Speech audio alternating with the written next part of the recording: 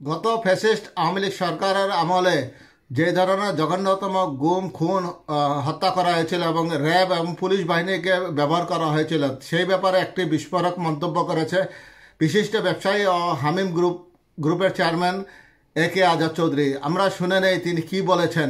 অত্যন্ত লোমহর্ষক বক্তব্য, যা শুনলে অত্যন্ত শিহরিত হবেন এবং তার বক্তব্যকে আমি স্বাগত জানাই। তিনি আগামী নির্বাচন সম্পর্কে যেসব কথা বলেছেন সেটাও অত্যন্ত তাৎপর্যপূর্ণ।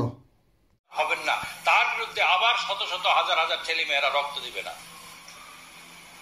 এইটা আমাদেরকে যারা নিশ্চয়তা দিতে পারবেন তাদেরকে কিন্তু আমরা নির্বাচিত করব। রাতের আধার গুম হয়েছে, সেই হত্যা হলে আজকের এই 24-এ এই গুম হতো না।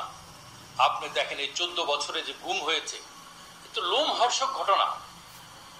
আমার বন্ধু 14 আন্দোলনের সময় তিনি লাকসামের বিএনপির সভাপতি ছিলেন।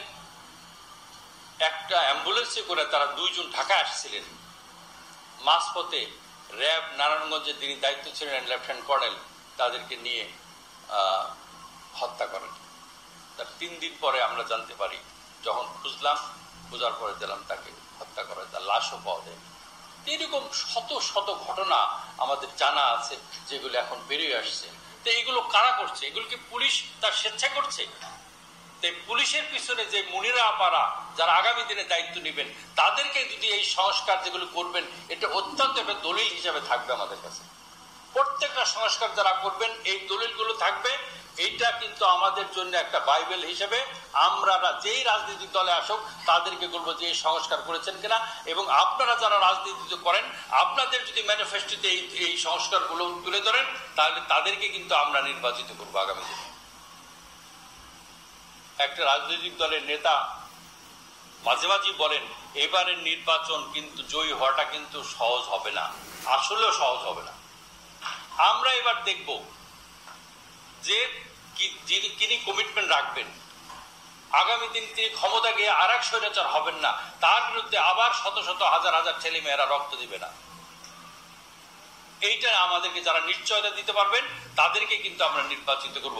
পুলিশকে আপনারা ওইভাবে অমানবিক কাজে, পৈশাচিক কাজে তাদেরকে নিয়োজিত করবে না। তার এটা হিটলার মুসলিমকে তারা ছাড়াই গেছে। আজকের পুলিশ বাহিনী তাদের পিছনে কারা, এবং তাদের যদি দৃষ্টান্ত শাস্তি না হয়, তাহলে আগামী দিনে যারা ক্ষমতায় আসবেন তারাও কিন্তু শিক্ষা গ্রহণ করবেন না। এই সমাজ ব্যবস্থায় আজকে দেখেন 17 কোটি মানুষ। আপনার আয়ের উৎস কি? আপনার জিডিপি রেশিও সবচেয়ে কম বাংলাদেশে। ট্যাক্স দেওয়ার লোক খুবই কম। আমরা নেপালের চেয়েও পিছিয়ে আছি ট্যাক্স জিডিপি রেশিওতে। আজকে পুলিশ বাহিনীর একজন বলতেছিল, পুলিশের আমাকে অনেকেই বলছেন, দেখেন ভাই আমাদের যে আসামি হয়, আসামির যে খাবার টাকা বরাদ্দ হয় ওটা দেওয়া হয় না, তা আমি টাকাটা পাবো কোথায়? আমার পুলিশকে যে কোর্টে হাজির করতে হবে সেই যে খরচ, সেই টাকা আমার কাছে নাই। একটা বেয়ারিশ লাশ পড়ে থাকে, সেই লাশ আমাকে নিয়ে